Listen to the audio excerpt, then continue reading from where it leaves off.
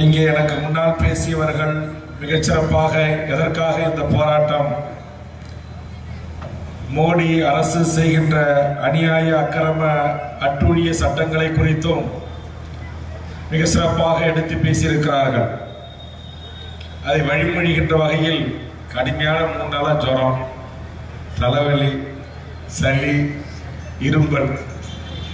ஆனால் இது அன்பால் அழைக்கப்பட்ட ஒரு கூட்டம், அன்புக்குரியவர்களால் அழைக்கப்பட்ட கூட்டம். என்னால் தவிர்க்க முடியவில்லை. நாளை மாண்புமிகு தமிழக முதலமைச்சரோடு அனைத்து கட்சி தலைவர்கள் கலந்து கொள்கிற ஒரு பொதுக்கூட்டம்.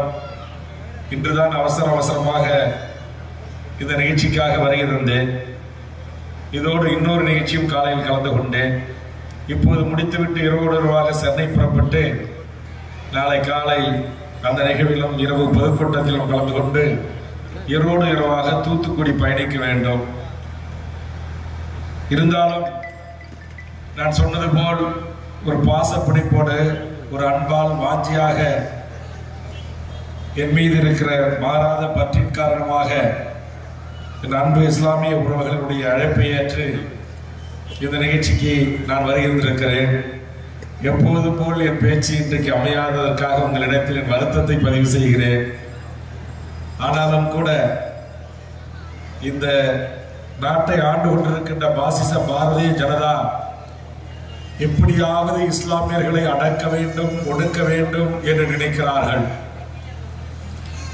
மோடி இல்ல, மோடியினுடைய முன்னோர்கள் இல்ல, 100 ஆண்டு பழமை வாய்ந்த RSS சங்கிகள் இல்ல, எந்த கொம்பனாலையும் என் இஸ்லாமுடைய உணர்வையும் உணர்வெழுச்சியும் தன்மான உணர்ச்சியும் அவர்களால் அடக்கி ஆண்டுவிட முடியாது.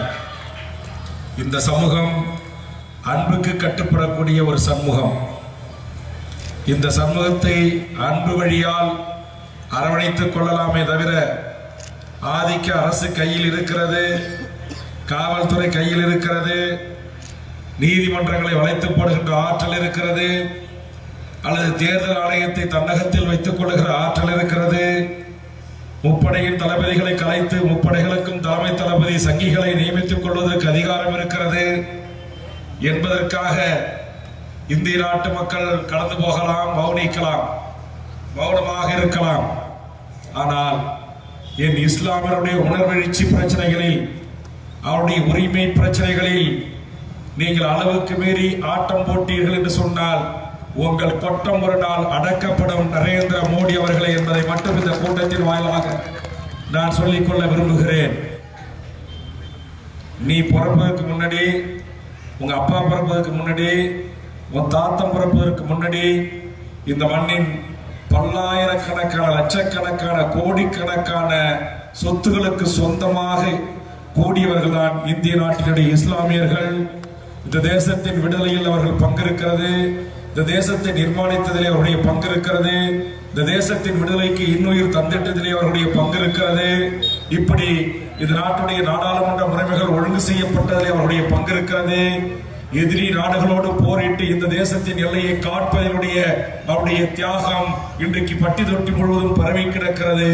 ஆனா இதையெல்லாம் மறைத்து திட்டமிட்டு நீ அவர்களை ஒடுக்க நினைக்கின்றாய். ஒரு புதிய சிவில் சட்டம் என்கிற ஒரு சட்டத்தை கொண்டு வர முயற்சித்து அதற்கான நடவடிக்கையை இறங்கியிருக்கிறாய். CA, NRC, NPR என்கிற சட்டத்தை கொண்டு வந்து முடக்க நினைக்கிறாய். பொருளாதார ரீதியாக இன்றைக்கு பண்ருட்டிலே எனக்கு தெரியும், பல்லாயிரக்கணக்கான கோடி சொத்துக்கள் இஸ்லாமியர்களுக்கு சொந்தமானது, வகுப்புக்கு சொந்தமானது. அதை முறைப்படுத்தி ஒழுங்குபடுத்தி அதில் முறையான வருமானத்தை ஈட்டினாலே இந்த மாநகரம் முழுவதும் வாழ்கின்ற ஆயிரக்கணக்கான, பல்லாயிரக்கணக்கான நேர்மை இஸ்லாமிய குடும்பங்கள் பசி பட்டினி இல்லாமல் வாழ்வதற்கான வாய்ப்பை உருவாக்கி தர முடியும். இந்த பண்ருட்டி நகரத்தில் மட்டுமல்ல, என் தொகுதி முழுக்க இருக்கிறது, நெய்வேலி தொகுதி முழுக்க இருக்கிறது, இந்த மாவட்டம் முழுக்க இருக்கிறது, தமிழ்நாடு முழுவதும் இருக்கிறது. ஆனால் இதையெல்லாம் இன்றைக்கு தனதாக்கிக் கொள்கின்ற ஒரு முயற்சியில் நீங்கள் ஈடுபடுகிறீர்கள். பொது சிவில் சட்டம் என்று ஒரு மோசமான ஆதிக்க அரச பயங்கரவாத சட்டத்தை கொண்டு வந்து எமது மக்களை நீங்கள் மிரட்டி பார்க்கிறீர்கள். நான் கேட்கிறேன், இந்திய நாட்டின் வரலாற்று பக்கங்களை நரேந்திர மோடி அவர்களே, தயவு செய்து படியுங்கள். அப்படி வரலாற்று பக்கங்களை புரட்டுகின்ற போது, சுதந்திர இந்தியாவின் 75 கால வரலாற்று பக்கங்களை புரட்டுகின்ற போது, இந்த நாட்டில் ஏற்பட்ட சிப்பாய் வேலூர் சிப்பாய் கழகத்தில் தொடங்கி பச்சை தமிழன் வ.உ.சி. அவர்களுடைய கப்பலோட்டிய வ.உ.சி.யில் தொடங்கி இந்த தேசத்தை நிர்மாணிப்பதற்காக வங்கிகள் தொடங்குவதில் இருந்து எல்லா நிகழ்வுகளிலும் மிகப்பெரிய செல்வந்தர்களாக வாழ்ந்த எமது இஸ்லாமிய உறவுகள் அள்ளி கொடுத்த கொடை என்பது 1 ரூபாய் 2 ரூபாய் அல்ல, லட்சக்கணக்கான கோடி என்பதை நரேந்திர மோடி அவர்களே படித்து தெரிந்து கொண்டு பேசுங்கள். அமித்ஷாக்களும் நரேந்திர மோடிகளும் நிர்மலா சீதாராமன்களையும் விமர்சனம் செய்தால், இன்றைக்கு இந்த சமூகத்திலே பிறந்த காட்டிக் கொடுக்கிற ஒருவரை சேர்ந்த ஒருவன் சொல்லுகிறான், ஒவ்வொரு காவல் நிலையமாக சென்று ஒவ்வொரு கமிஷனர் அலுவலகமாக சென்று புகார் கொடுக்கிறான். மனாலா ஏதோ நம்மாலதான் இஸ்லாமியம் கொடுத்தான்னா என்ன கொடுத்தான்? வேல்முருகனை கைது செய்யணுமா? எதுக்குடா கைது செய்யணும்? வேல்முருகன் இஸ்லாமியர்கள் மேடையிலே நின்று கொண்டு இந்துக்களை விமர்சனம் செய்துட்டான். நான் ஒண்ணுமே சொல்லல. எஸ்டிபிஐ ஒரு போராட்டத்தை கூப்பிட்டிருந்தாங்க. இந்த போராட்டத்தில் போய் என்ன சொன்ன, எஸ்டிபி அமைப்பு துணை அமைப்பாக இருந்த ஒரு அமைப்புங்க, அந்த அமைப்பு கூப்பிடும் போது அவங்க அந்த பேண்ட் ஷர்ட்லாம் போட்டு ஷூ போட்டு ஒரு ராணுவ வீரர்கள் அணிவகுப்பது போல அணிவகுத்து என்னை கூப்பிட்டு போவாங்க. தமுமுகவிலையும் போட்டு தம்பிகள் வந்து கூப்பிட்டாங்க. நல்லா கிராப்பு கட்டி நல்ல சின்ன சின்ன பசங்க, அவங்க ஒரு ராணுவ வீரர்கள் மாதிரி ஒரு போலீஸ்கார மாதிரி தான் இருந்தாங்க. கருப்பு சட்டை போட்டு கருப்பு சட்டை போட்டு என் வீட்டில் தான் என்ன லைனாக கூப்பிட்டு வந்தாங்க. இது நம்ம ஊர் போட்டு அவங்க என்ன பாதுகாப்பு அப்படின்னு சொன்னேன். அப்போ ஒப்பீட்டுக்காக சொன்னேன், தமுமுகவாக இருந்தாலும் எஸ்டிபிஐயாக இருந்தாலும் எந்த அமைப்புகளாக இருந்தாலும் வருகின்ற தலைவர்களை அழகாக மார்ச் பாஸ் பண்ணி கூப்பிடுவாங்க. அந்த ஒரு ஒழுக்கம் டிசிப்ளின்லாம் இஸ்லாமிய கட்சிகள்ல இருக்கு அப்படின்னு சொன்னா இது தவறா? இது போலீஸோட ஒப்பிட்டு பேசிட்டு, ராணுவத்தோட ஒப்பிட்டு பேசிட்டு, நாங்க அப்பா போன ராணுவத்துக்கே பயிற்சி கொடுத்து பணம் கொடுத்து ராணுவம் என்கிற கட்டமைப்பை உருவாக்குவதற்கு முன்களத்தி ஏறாக நின்றவன் என் இஸ்லாமிய சகோதரன் என்பது அத்தனை வரலாற்று பக்கங்களில் இருக்கு. அது ஒரு ஒப்பிட்டு சொன்னதுக்காக வேலூர் இப்ராஹிம் பொத்துக்குச்சு. அப்ப அடுத்த கட்சி தலைவர்கள் போட்டு ஒரு 3 நாளைக்கு 4 நாளைக்கு முன்னாடி சென்னையில் நடந்துச்சு ஒரு போராட்டம். அந்த போராட்டத்தில் என்ன சொன்ன, நம்ம எப்பயுமே பிராமணர்களை பிராமணத்தை அப்படி இப்படின்னு அவதூறா பேச மாட்டோம். அதனால ரொம்ப நாசுக்கா டீசெண்டா என்ன சொன்ன, எங்க மாமி நிர்மலா சீதாராமன் கண்ணூர்த்தங்க இருக்காங்க நாடாளுமன்றத்தில், ரொம்ப கோவப்படுறாங்க, ரொம்ப ஆத்திரப்படுறீங்க. எங்க எம்பிக்கெல்லாம் நியாயமா எங்க மக்களுடைய பிரச்சனைகளை இந்த வகுப்பு திருத்த சட்டத்தை எதிர்த்து பேசினாலோ, சிஏ என்ஆர்சி எதிர்த்து பேசினாலோ, பொது சிவில் சட்டத்தை எதிர்த்து பேசினாலோ நீங்க முகம் 7 கோணலா போகுது அப்படின்னு சொல்லிட்டு உங்களுக்கே ஒரு கோபம் வருது அப்படின்னு சொல்லிட்டு நான் வேற ஒன்னும் சொல்லல. தயிர் சோறு சாப்பிடுற மாமி உனக்கு இவ்வளவு கோபம் வந்துச்சுன்னா நல்லெலும்பு சாப்பிடுற எங்களுக்கு எவ்வளவு கோபம் வரும்னு சொன்னேன். உடனே திருப்பதி நாராயண அறிக்கை விடுறாங்க. நாராயணன் ஒருத்தர் இருக்கிறான்ல, நாராயணன் வேல்முருகனை இப்போதே கைது செய்யணும். வா, நான் இங்கதான் சுத்திட்டு இருக்கிறேன், கைது செய்ய கோர்ட்டுக்கு போவோம். தயிர் சோறு சாப்பிடுறது சொன்னது தப்பாயா? நாங்க நல்லி எலும்பு சாப்பிடுறோம், எங்க மாமி சாப்பிடாது, அது தயிர் சோறு தான் சாப்பிடுறோம், நாங்க நல்லி எலும்பு சாப்பிடுறோம். அதனால சொன்னேன். இப்ப கூட எங்க சலீம் கிட்ட சொன்ன, உடம்பு சரியில்லை, தொண்டெல்லாம் ஒரு மாதிரியா இருக்கு, நல்லி எலும்பு சாப்பிடணும் மாதிரி இருக்கு அப்படின்னு. லக் பீஸோட வரணும் அப்படின்னு போயிருக்காப்புல. சரி எடுத்தா பின்ன 2 லக் பீஸா எடுத்துட்டு வா அப்படின்னு சொன்னேன். இதுல என்னங்க தப்பு இருக்கு? இன்னைக்கு பிஜேபியினுடைய வானதி சீனிவாசன் வேல்முருகன் பொது மன்னிப்பு கேட்கணுமா? என் பரம்பரைக்கே கிடையாது. நான் தனியா இருக்கும் போதே கேட்க மாட்டேன். இங்க பாருங்க, மேடையில இத்தனை துண்டறிக்கல, இத்தனை கட்சிகள் இருக்கு. எல்லாவற்றுக்கும் மேலாக நான் மதிக்கின்ற என் நட்புக்காக உயிரே கொடுக்கின்ற எனது இஸ்லாமிய உறவுகளை தமிழகத்தில் கொண்டவன் நான். பல குடும்பங்கள் ஆண்டாண்டுகள் 35 ஆண்டு காலமா குடும்ப உறவுகளா நாங்க பழகிறோம். அதனால என்ன போய் மன்னிப்பு கேட்கணும், அதை கேட்கணும், இதை கேட்கணும். நான் என்ன சவர்கர் பரம்பரையா? நான் யாரு? அதுவும் இப்ப புலியூர் சொந்த ஊர்ல என் பூர்வீக இடத்துல உட்காந்துருக்கிறேன், தப்பி தவறி அந்த மாதிரி பேசிட்டு அந்த பக்கம் எங்க வந்து போடாதீங்க. பாவம் எங்க பசங்கள்லாம் அன்பாயிட்ட போய் முந்திரி காட்டுல ஆனானப்பட்ட என்எல்சி சேர்மனையே முந்திரி காட்டுல கட்டி போடணும்னு சொன்னேன். உங்க மோடி தான் அதுக்காக முதலமைச்சர் கலைஞருக்கு கடிதம் எழுதி வேல்முருகன் இப்படிலாம் பேசுறாரு கொஞ்சம் பார்த்துருங்க அப்படின்னா கலைஞர் கூட்டு சொன்னார், பாவம் வேலை விட்டு ஒன்றும் பண்ணிடாத அப்படின்னு. அதனால நீங்க எங்க வேணுமாலும் மிரட்டுங்க, இங்க உட்காந்துருக்கிற இந்த கூட்டத்துக்கிட்ட நீங்க மிரட்ட முடியாது. இங்க உட்கார்ந்திருக்கிற என் ஒரு தமிழச்சியும் இஸ்லாமிய சகோதரும் வேலு நாச்சியார்கள் தான், அஞ்சலை அம்மாள்கள் தான், அல்லது உங்க பாணியில சொல்ற வரலாற்று ஜான்சி ராணிகள் தான். அதனால உங்க பம்மாத்து வேலையெல்லாம் எங்க கிட்ட வேகாது. இந்த மிரட்டுறது, உருட்டுறது, வழக்கு போடணுன்றது, கைது செய்கின்றது, நான், என் குடும்பம், என் சகோதரர்கள், என்னோடு இருக்கிற தம்பிமார்கள் உங்க நாடாளுமன்றத்தில் ஏற்றீங்கல்ல சட்டம், அந்த இந்திய பீனல் கோடு என்று சொல்லக்கூடிய அத்தனை சட்டப்பிரிவு வழக்குகளையும் சந்தித்து விட்டுத்தான் தமிழ்நாட்டின் அரசியல் களத்தில் 45 ஆண்டு கால பொது வாழ்வில் இருக்கிறேன். என்னுடைய பங்காளி பண்ருட்டியாரில் தொடங்கி இன்றைய மாண்புமிகு தளபதி முதலமைச்சர் வரை எல்லா தலைவர்களுடன் பழகுகிறேன், பேசுகிறேன், முரண்படுகிறேன். முதலில் இந்த கூட்டத்தின் வாயிலாக நாம் அனைவரும் கைதட்டி நன்றி சொல்ல வேண்டிய 2 தலைவர்கள். ஒன்று, இந்த மிகவும் முந்திரி காட்டை நம்பி விவசாய பூமிகளை நம்பி வாழ்ந்த இந்த பண்ருட்டி தொகுதியில் தான் உயிரோடு இருந்தபோது மஞ்சநகர் மைதானத்தின் அரசு விழாவிலே ஏதும் இல்லாத என் பண்ருட்டி தொகுதிக்கு ஒரு பொறியியல் கல்லூரி வேண்டும் என்று கேட்டேன். கேட்ட மாத்திரத்தில் தந்திட்ட தமிழின தலைவர் கலைஞர் அவர்களுக்கு என் தொகுதி மக்களின் சார்பாக நெஞ்சம் நிறைந்த நன்றியை அவருக்கு நான் செலுத்திக் கொள்ள விரும்புகிறேன். அதே மாதிரி என்னுடைய 3வது முறை இந்த தொகுதி மக்கள் வாக்களித்து என்னை வெற்றி பெற செய்திருக்கிறார்கள். என் காலத்தில் என் தொகுதி மக்கள் நீங்க எவ்வளவு லெட்டர் கொடுத்தாலும் பெரியார் ஆர்ட்ஸ் காலேஜ்ல இடம் இல்லைன்றாங்க, விருத்தாச்சலத்துக்கு அனுப்புனா இடம் இல்லைன்றாங்க, விழுப்புரத்துக்கு அனுப்புனா இடம் இல்லைன்றாங்க. அதனால் தொடர்ந்து 4 ஆண்டு காலமாக அதை முதலமைச்சரே சொல்லிட்டாரு பாருங்க, எனக்கு கோபமா வருது வேல்முருகன் பேசும்போதெல்லாம், கோபம் தான் வருது, என்ன செய்யுது, வேல்முருகனுக்கும் கோபம் தான் வருது சொல்லிவிட்டு சொன்னார், கோபம் இருக்கிற இடத்தில் தான் குணம் இருக்கும். பண்ருட்டி தொகுதியில் கலை அறிவியல் கல்லூரியை அறிவிக்கிறேன் என்று அறிவித்தார். அதற்காகவும் நாம் அனைவரின் சார்பாக, இந்த தொகுதி மக்களின் சார்பாக மாண்புமிகு தமிழ்நாடு முதலமைச்சர் அண்ணன் தளபதி அவர்களுக்கு என் நெஞ்ச நிறைந்த நன்றியை உங்களின் சார்பாக தெரிவித்துக் கொள்கிறேன். அப்புறம் நம்ம நெல்லிக்குப்பத்தில் ஒரு அர்பன் பிஹெச் இருக்கு, அது 24 மணி நேரம் மருத்துவமனையா கேட்டாங்க. அதுக்கான எல்லா ஏற்பாடுகளும் செய்துவிட்டேன். புதிய கட்டடம் கட்டி முடியும் தருவாயில் இருக்கிறது. விரைவில் இந்த கூட்டத்தொடரில் 24 மணி நேரமும் மருத்துவர்களும் செவிலியர்களும் இருக்கக்கூடிய ஒரு மருத்துவமனையாக அதை உருவாக்கி தருவேன். அப்புறம் நம்ம டாக்டர் நந்தகோபாலகிருஷ்ணன் கட்டி கொடுத்த ஒரே ஒரு ஹாஸ்பிட்டல் நீட் அவரு அதை இடிச்சுட்டு ஒரு 100 பெட்டட் ஹாஸ்பிட்டலா கட்டணும்னு வேண்டுகோள் வைத்தேன். அதற்காக முதல் கட்டமாக 10 கோடி ரூபாய் நிதி ஒதுக்கப்பட்டு தற்போது பணிகள் தொடங்கப்பட்டிருக்கிறது.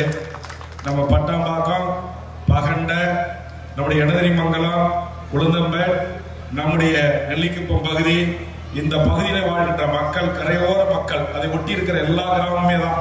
கிராமத்து பேர சொன்னா நிறைய சொல்லிக்கிட்டே இருக்கு. முள்ளி கிராமத்து மாதிரி நிறைய பகுதி மழை வெள்ளம் வந்து அடிச்சுட்டு போகுது. தடுப்பு சுவர் வேண்டும்னு கேட்டேன். தடுப்பு சுவரோடு கூடிய தடுப்பணைகள் வேண்டும் கேட்ட மாண்புமிகு தமிழ்நாடு முதலமைச்சர் அவர்கள் எதிர்வரும் சட்டமன்ற பட்ஜெட் கூட்டத்தொடரில் 30 கோடி ரூபாயில் கிராமங்களுக்கு தண்ணீர் புகாத தடுப்பு சுவர்களும் 60 கோடி ரூபாயில் தடுப்பணைகளையும் கட்டித் தருகிறேன் என்ற இடத்தில் உறுதியளித்திருக்கிறார். என்னை பொறுத்தவரையில் இங்க உட்கார்ந்திருக்கிற அத்தனை இஸ்லாமிய உறவுகளும் நண்பர்களும் தமுமுக தோழர்களும் மனிதநேய மக்கள் கட்சியினுடைய தோழர்களும் இந்த துண்டறிக்கையில் இடம்பெற்றிருக்கிற ராஜேந்திரனில் தொடங்கி சிபிஎம், சிபிஐ, விடுதலை சிறுத்தைகள், மதிமுக, காங்கிரஸ் என்று எல்லாரும் சேர்ந்து வாக்களித்து வெற்றி பெற செய்யிச்சிங்க. ஒரு சட்டமன்ற உறுப்பினர் சட்டமன்றத்தில் எதையெல்லாம் பேச வேண்டுமோ அதை பேசி, எதையெல்லாம் கேள்வி எழுப்ப வேண்டுமோ அதையெல்லாம் எழுப்பி இந்த தொகுதி மக்களுடைய நீண்ட நாள் கோரிக்கைகள் பெரும்பாலும் இப்ப இங்க கூட படிச்சாங்க, நகர தலைவருக்கு, நகர சேர்மனுக்கு கோரிக்கை வச்சு, இந்த கோரிக்கையை வச்சு இங்க பேசினாலும் இந்த சப்ஜெக்ட் பேசலாம். இல்லைன்னா வெறும் மாமியோடையும் வெறும் அமித்ஷாவோடையும் வெறும் மோடியோடையும் முடிச்சிருப்பேன். கோரிக்கை வச்சு பேசினாலும் சொல்றேன், ஒரு மக்கள் பிரதியா சட்டமன்ற உறுப்பினர் என்னுடைய கடமை என்ன என்பதை உணர்ந்து சட்டமன்றத்தில் பேசுவதும், கேள்வி எழுப்புவதும், கவனஈர்ப்பு ஒத்திவைப்பு தீர்மானங்களில் கொண்டு வந்து பேசுவதும் பேசியிருக்கிறேன். ஆனா ஒண்ணுல மட்டும் எனக்கு ஆத்திரமா என்னன்னா இந்த அரசு இயந்திரம் எப்படி இருக்குன்னா, இங்க ஒரு மதர்சா, ஒரு ட்ரஸ்ட், நம்ம ஜாகிர் என்ன பணம் எவ்வளவு வேணுமாலும் தரேன்ட்டாங்க. நல்ல உள்ளங்கள் நிறைய பேர் நோபல் முறை உட்பட தரேன்றாங்க. இஸ்லாமியர்களுக்கு தங்களுடைய உழைப்புல ஒரு பகுதியை தரேன்றாங்க. அந்த மதர்சா போன்ற ஒரு பள்ளிகள் அமைப்பதில் ஏதோ சங்கி பைய ஒரு மொட்டை பெட்டிஷன் போட்டா மொட்டைன்றதுக்காக நம்ம அதிகாரிகள் சுத்த விட்டுக்கிட்டே இருக்கிறான். என்கிட்ட தான் வந்தாங்க, கமிஷனர் கூப்பிட்டு சொன்னேன், அதுக்கு பிறகு தாசில்தார்கிட்ட சொன்னேன், ஆர்டிஓ சொன்னேன், கலெக்டர்கிட்ட சொன்னேன், இப்போ எஸ்பி இருக்குன்றாங்க. இந்த கூட்டத்தின் வாயிலாக என்னுடைய அன்பான வேண்டுகோள், போன கூட்டத்தொடரில் இதை குறித்த ஒரு கவன ஈர்ப்பு தீர்மானத்தை நான் சட்டப்பேரவைக்கு அளித்து அது எல்லா அதிகாரிகளுடைய சுற்றறிக்கைக்கு சென்றிருக்கிறது. இந்த கூட்டத்தொடர் முடிவதற்குள் அது நீங்க எஸ்பி கிளியர் பண்ணுவாரோ, கலெக்டர் கிளியர் பண்ணுவாரோ, டிஆர்ஓ பண்ணுவாரோ, இருக்கிற சேர்மன் கமிஷன் பண்ணுவாரோ எனக்கு தெரியாது. இந்த கூட்டத்தொடருக்குள் இங்கே வாழ்கின்ற பல்லாயிரக்கணக்கான என் இஸ்லாமிய உறவுகள் நாளைய தலைமுறைக்கான ஒரு கல்வி போதிக்கின்ற ஒரு இடமாகவும் ஒரு பள்ளிவாசலும் இங்க எல்லாருக்கும் எல்லா உரிமையும் இருக்கு. அதனாலதான் நீங்க போய் இங்க ட்ரம்போட கை கொடுக்குறீங்க. நாங்க இந்தியா மிகப்பெரிய ஒரு ஜனநாயக நாடுன்றீங்க, மாண்பு நிறைந்த நாடுன்றீங்க. அந்த மாண்பு நிறைந்த நாட்டில் ஒரு பள்ளிவாசலை கட்டிக் கொள்வதற்கு என் இஸ்லாமிய உறவுகள் இங்க தலைவரும் செயலாளரும் என்னை பார்க்காத நாட்களே இல்லை, கேட்காத நாட்களே இல்லை. ஏன் இதுல உங்களுக்கு இவ்வளவு காலதாமதம்? எதற்காக நீங்க காலதாமதம் பண்ணி இழுத்தடிக்கிறீங்க? அவங்களுடைய சொந்த இடம், காசு போட்டு வாங்கியிருக்காங்க, அந்த இடத்துல ஒரு பள்ளிவாசலை கட்டுறாங்க, இல்ல ஒரு மதர்சா பள்ளியை கட்டுறாங்க. உங்களுக்கு என்ன பிரச்சனை? எவனா ரோட்ல போற நாய், தெருப்பொறிக்கு நாய் ஒரு மனு கொடுத்ததுனாக்கா சட்ட ஒழுங்கு பிரச்சனை வருமே. வேறுமுறை நான் சொல்லுகிறேன், நான் இந்த பண்ருட்டி தொகுதியில் இருக்கின்ற வரையிலும் எந்த கொம்பனும் என் இஸ்லாமியர்கள் மீது கை வைத்து விட முடியாது. நீ மதர்சாவில கை வச்சுனாக்க, கை வச்சு நீ எங்க போவ? மதர்சா கட்ட விட மாட்டோம். சூடு இருக்கிற இந்த வெங்காயம் வேண்டாம், எங்க கிட்ட வேண்டாம். அவங்க சொந்த உழைப்புல அவங்களுடைய சம்பாதித்துல அவங்ககிட்ட வந்து காசு கட்டாங்களா? உங்ககிட்ட வந்து ஏதாச்சும் வேற தப்பான செயல்களில் ஈடுபட்டாங்களா? அவங்க இன்னும் சொல்ல போனா, நான் சொன்னேன் எங்க நகரத்தில் எங்க 2 பேரையும் கூட்டு சொன்னேன். நான் எம்எல்ஏ கமிஷனர் சொல்லிட்டேன், டிஎஸ்பி சொல்லிட்டேன், அதிகாரிகிட்ட சொல்லிட்டேன். ஒரு பஸ் ஸ்டாண்ட் பேர் இருக்கு, வழி எடுத்து நீங்க வேலையை தொடங்க. இவங்க ரொம்ப ஜனநாயகவாதியா இருக்காங்க 2 பேரும். அதுக்கு எல்லாத்துக்கும் காரணம் உட்காந்து பேர் பார்த்துருவாங்க. குண்டா தலைவர் அவர் உடம்புல அப்படி வந்து நின்றுக்கிட்டு அழகா எடுத்து வேலையை செஞ்சா யாவும் வந்து கேட்டா இந்த பாரு என்கிட்ட இருக்கவே இருக்கு, பெரிய பணம் இதுக்காக வச்சிருக்கேன். இதுல சும்மா வீம்ல ஒரு மொட்டை கடிச்சு போட்டு இதுல ஒரு பிரச்சனை பண்ணிக்கிட்டு ஒரு சட்ட ஒழுங்கு பிரச்சனையை ஆக்கி இந்துக்கள் அணி திரட்டுறதான். இப்ப புருடா விட்டாங்க, திரட்டலாம் பாருங்க திருப்பரங்குன்றத்தில். அதுக்காக தான் போறேன். 10ஆம் தேதி திருப்பரங்குன்றத்தில் சங்கிகள், மார்வாடி சேட்டு, மார்வாடி கும்பல்கள், வடநாட்டுக்காரன் எல்லாரையும் கூட்டாந்து ஒரு கூட்டத்தை காட்டுக்கலாம். அதற்கு நாங்க எல்லாரும் முற்போக்கு அமைப்புகள்லாம் ஒன்று சேர்ந்து பல்லாயிரக்கணக்கான இஸ்லாமிய உறவுகளும் தமிழ் மக்களும் ஒன்று திரண்டு நாங்கள் அனைவரும் ஒரு தாய் மக்கள் தாண்டா அப்படின்றத நிரூபிப்பதற்கு நாங்கள் சகோதரத்துடன் சமத்துவத்துடன் ஒருவருக்கு ஒருவர் விட்டு கொடுப்புடன் பகிர்தலோடும் அன்போடு வாழ்கின்ற எங்கள் மதுரை மண்ணில் திருப்பரங்குன்றத்தில் நீ மலையின் பெயரால மதக்கலவரத்தை தூண்ட நினைச்சினா அதற்கு இடம் இல்லை என்பதை நிரூபிப்பதற்காக வேல்முருகன் மதுரைக்கு செல்ல இருக்கிறான். நான் மதுரையில போய் சமூக நல்லிணக்கம் ஏற்படணும்னு பேசுற வேல்முருகன் சிஏ என்ஆர்சிக்காக தமிழ்நாட்டில் இருக்கிற அத்தனை மாவட்டங்களுக்கு சென்று போராட்ட களத்தில் என் உறவுகளோடு கைகோர்த்து தமிழ்நாடு முழுவதும் இஸ்லாமிய பிறக்காத இஸ்லாமிய உறவுகளோடு 2 கலந்து வாழ்கிற வேல்முருகன் 40 வழக்குகளை சந்தித்து இன்னைக்கும் நீதிமன்ற படிக்கட்டுகளை ஏறி இறங்குகிறேன். நான் சட்டமன்ற உறுப்பினராக இருக்கின்ற என் கூட்டணி கட்சியுடைய தலைவர் மாண்புமிகு தமிழ்நாடு முதலமைச்சர் அண்ணன் தளபதி இருக்கிற இந்த ஆட்சி காலத்தில் ஒரு மதர்சா பள்ளியை கூட அதற்கான என்ஓசியை பெற்று குறித்த நேரத்தில் கட்டி முடிப்பதற்கு இந்த நாட்டில் இருக்கிற அரசு அதிகாரிகள் ஒத்து வரவில்லை என்று சொன்னால் உங்களை எப்படி சந்திக்கணுமோ அப்படி சந்திப்பது. எச்சரிக்கையா நான் பேசுறேன், எச்சரிக்கை விடுறேன். என்ன கலவரம் வரப்போகுது? யார் உங்களுக்கு பிரச்சனை பண்ண போறா? யார் அங்க வந்து உச்சநீதிமன்றத்தில் உயர்நீதிமன்றத்தில் வழக்கு போட்டதுக்கு தடுத்தா? அவங்க உழைச்சி சம்பாரிச்சு சொந்த இடம் வாங்கி வச்சிருக்காங்க. அதுல ஒரு மதரசாவை கட்டுறாங்க. அதுல எவனோ ஒருத்தன் கொடுத்த மனுவுக்காக அது வருமா இது வருமா கொறி கேட்கறது. இருக்கிற உளவுத்துறை நண்பர்களின் பேச்சை பதிவு செய்வீர்கள். இப்போது இறுதியாக நம்முடைய புதிய மாவட்ட காவல் கண்காணிப்பாளர் இடமில்லை என்ஓசிக்காக காத்திருக்கிறது என்று சொல்கிறார்கள்.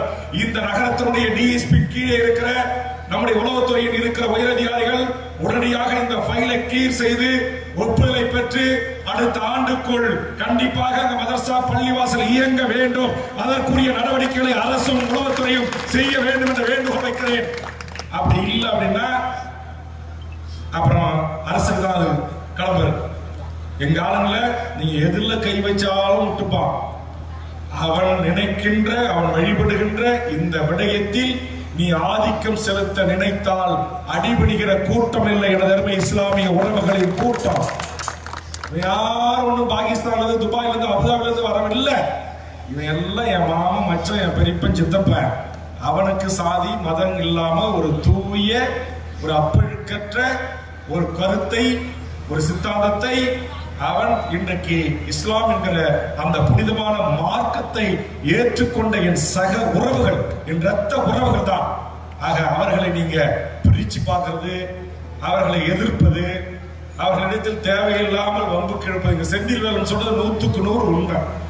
இங்க எந்த சங் பரிவார கும்பல்கள், மதவெறி கும்பல்கள் ஆதிக்கமா இருக்கிறோம், நாங்க அடர்த்தியா இருக்கிறோம், நாங்கெல்லாம் இந்துக்கள் அப்படி நீங்க கோயம்புத்தூர்ல திருப்பூர்ல வாலாற்ற மாரி பண்ருட்டில ஆட்டலான்னு நினைச்சீங்க அப்படின்னா வால் ஒட்ட நறுக்கப்படும். அதெல்லாம் அங்க வச்சுங்க. அங்க கூட எதுக்கு வச்சுக்கிறீங்க? பாவம் எங்க ஜனநாயக மாண்போடு ஜனநாயக கோரிக்கையோடு வைக்கிறீங்களா? ஒரு மண்ணும் கிடையாது. உன்ன எங்கேயாச்சும் ஒரு கலவரத்தை அவன் ஆண்டாண்டு காலமா வாங்க வருவான். என் உறவுகள் ஆண்டாண்டு காலமா அவன் வழிபடுவான். இருக்கும் அங்கெல்லாம் போய் பார்த்து எங்க பிரச்சனையை பார்க்கறது, எங்க முறையிடுறது, எங்க வில்லங்கம் பண்றது.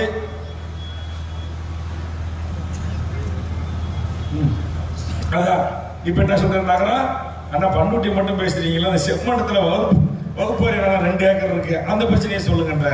நாங்க இதுக்கெல்லாம் புதுசு புதுசா முளைச்சு வரானுங்க பாருங்க. எங்க பிரச்சனை பண்றது, எங்க பிரச்சனை பண்றது அப்படின்னு. ஏண்டா உங்க இருக்கிற நீங்க இருக்கிற எந்த பிரச்சனையாவது என்னுடைய இஸ்லாமிய சகோதரன் ஒருத்தன் ஒரு மனு போட்டு ஒரு தகவல் உரிமை அமைப்பை கேட்டு நீ எப்படி ஊர் அடிச்சு உலையில போட்டு வச்சிருக்க, எப்படி ஊர் சொத்தை கையில வச்சிருக்கிற. இந்த செந்தில் வேலன் சொன்ன மாதிரி இந்த நடராஜர் கோயில் என்னுடைய முன்னோர்கள் கட்டிய கோயில், அந்த கோயில இன்னைக்கு அதுக்கு இருக்கிற சொத்து பத்திரம் யாரா வச்சிருந்தா? ஒரே ஒரு இஸ்லாமிய வச்சிருக்கானே சொல்லி சங்கி பசங்களா பூரா நீங்க தாண்டா வச்சிருக்கீங்க. இப்ப அவர் சொன்னார்ல, திருப்பந்தால் ஆதீனத்தினுடைய சொத்து, திருவாரூரை ஆதீனத்தினுடைய சொத்து, இங்க இருக்கிற இஸ்லாமியர்கள் தென்காசி திருநெல்வேலியில சம்பந்தம் வச்சிருந்தா எனக்கு தெரியும். நான் கூட அங்க போய் என் நண்பர் இடத்துல போய் சுத்தி பார்த்துட்டு வருவேன். 7500 ஏக்கர் இருக்கு. அந்த 7500 ஏக்கரை எங்கேயாச்சும் போலி பட்டா பண்ணி போலி பிரச்சனை பண்ணி அது எங்க இஸ்லாமிக்கு சொந்தம் அப்படின்னு எங்கால வந்து எதாவது கேட்டாங்க.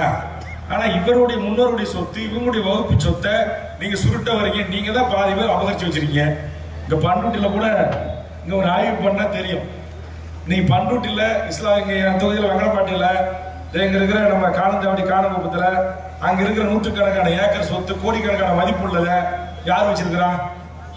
ஐயப்பன் கோயிலுக்கு போறவன், திருப்பதிக்கு மொட்டை போடுறவன், முருகனுக்கு வேல் குத்துறவன், முப்பூச படையல் பண்றவன் எல்லாம் என் சொந்த பந்தம், மாமா மச்சா, பங்கம் பங்காளி பூரா இந்துக்கள் தான் வச்சிருக்கிறான். யாராச்சும் ஒரு இஸ்லாமிய அவன் வந்து எப்படி எங்க இடத்துல நீ பயிர் வைக்கிற, நீ வெளியே போ, இல்ல இல்ல நீ இஸ்லாமிய இடம், நீ இந்துக்கள் பயிர் வச்சா தீட்டு போட்டுரும், நல்லா ஒத்துக்க மாட்டாரு சொன்னானா? சொல்லுங்க. ஆனா நீங்க மட்டும் சும்மா நொட்டிக்கிட்டே இருக்கிறீங்க. எனக்கு ரொம்ப ரொம்ப கோபமா வருது. இப்பெல்லாம் ரொம்ப கோபத்தை அடக்கிட்டேன். பெண்கள் வேற உட்கார்ந்து இருக்கிறாங்க. கண்ணியத்திற்குரியவர்கள், கண்ணியத்துக்கு உரியவர்களின் முன்னால் கண்ணியமற்ற கபடதாரிகள் வேடதாரிகளை குறித்து பேசக்கூடாதுன்னு ரொம்ப நிதானமா பேசுறேன். அதனால எந்த தொந்தரவும் இல்லாத இந்த நாட்டுல ஒரு அமைதியாக அண்ணன் தம்பியா மாமன் மச்சானா உறவுகளோடு வாழ்றோம். வாழ்ற காலத்துல எதுக்கு சண்டை, எதுக்கு அடிதடி, எதுக்கு வெட்டு குத்து, எதுக்கு மோதல், எதுக்கு நீ ஒழிக நீ வாழ்க, இதெல்லாம் எதுவும் வேண்டாம். எல்லாவற்றையும் பார்த்துட்டு தான் எல்லாரும் இருக்கிறோம். யாரும் யாருக்கும் சலைச்சம் நல்ல. அதனால தேவையில்லாம இந்த மதரசா கட்டுறதை தடுக்கிறது, நீங்க அனுமதி கொடுத்தீங்கன்னா நாங்க போராடும்ன்றது, நாங்க பூட்டு போடுவோன்றது, இந்த மிரட்டல் உருட்டெல்லாம் எதுவும் வேண்டாம். அமைதியான மொழியில் அறவழியில் அவரவர்கள் வழிபாடு, அவரவர்கள் தெய்வங்களை வணங்குவதற்கு போற்றுவதற்கு எல்லா உரிமைகளும் இருக்கு. அதை எனது இஸ்லாமியர்கள் செஞ்சுக்கிட்டு இருக்காங்க. 12 காலமா செய்யறாங்க, பல்லாயிரம் ஆண்டுகளமா செய்யறாங்க. அதனால் நான் சொல்லுகிறேன், அதனால நீங்க வந்து இதையெல்லாம் கருத்திலே கொள்ள வேண்டும். இப்ப செம்மண்டத்துல கூட கபர்ஸ்தான் 2 ஏக்கர்ன்றாங்க. அந்த பிரச்சனையை மாவட்ட ஆட்சித்தலைவர், காவல் கண்காணிப்பாளர்கள், பகுதியினுடைய கோட்டாட்சியர்கள் தலையிட்டு அதை சுமூகமா முடிச்சு எந்த பிரச்சனையும் இல்லாமல் இந்த மாவட்டத்தில் அமைதியாக இங்கே இந்துக்கள், கிறிஸ்தவர்கள், முகமதியர்கள், இங்கே சிறுபான்மை வாழக்கூடிய மக்கள், வட இந்தியாவிலிருந்து வந்து தொழில் செய்கிறவர்கள் எல்லாரும் அவர்கள் அமைதியா பீஸ்ஃபுல்லா நீங்க வாழணும் அப்படின்னு நாங்க விரும்புறோம். அதனால் எந்த ஒரு பிரச்சனையும் இல்லாத அமைதியான இந்த நகரத்தில் தேவையில்லாத மனு போட்டு கிண்டல் கேலி பண்ணி பிரச்சனை பண்ணி அமைதியின்மையை கெடுக்கிற அந்த சூழ்ச்சி செய்கிற அந்த சன் பரிவார வானர கும்பல்களின் கொட்டத்தை அடக்கி இன்னைக்கு தமிழ்நாட்டுடைய முதலமைச்சர் தலைமையில் ஆளுகின்ற இந்த அரசு இதற்குரிய அத்தனை பிரச்சனைகளையும் இங்கே தீர்மானமாக வாசிக்கப்பட்ட பிரச்சனைகளிலிருந்து அத்தனையும் சுமூகமாக முடித்து தர வேண்டும் என்று கேட்டு, நீங்கள் இந்த வகுப்பறிய திருத்த சட்டமாக இருக்கலாம், பொது சிவில் சட்டமாக இருக்கலாம், CA NRC ஆக இருக்கலாம், இதையெல்லாம் என்றைக்கும் நாங்கள் அடிபணிந்து ஏற்றுக்கொள்வர்கள், எதிர்த்து நின்று போராடக்கூடிய மான மறவர்கள் தமிழ் சமூகத்தின் ஓர்மையோடு என்றைக்கும் நாங்கள் எதிர்ப்போம். என அருமை இஸ்லாமியர்களின் உறவுகளுக்கு கை கொடுப்போம். கை கொடுப்பதோடு மட்டுமல்லாமல் தோள் கொடுப்போம், துணை நிற்போம் என்பதை இந்த நேரத்தில் தெரிவித்து வாய்ப்புக்கு நன்றி கூறி நிறைவு செய்கிறேன். நன்றி, வணக்கம். கோஷம் போடப்படும். அனைவரும் எழுந்து நின்று உங்களுடைய கோஷத்தை வீரியமாக சங்கிகளின் காதுகள் கிழிகிற அளவுக்கு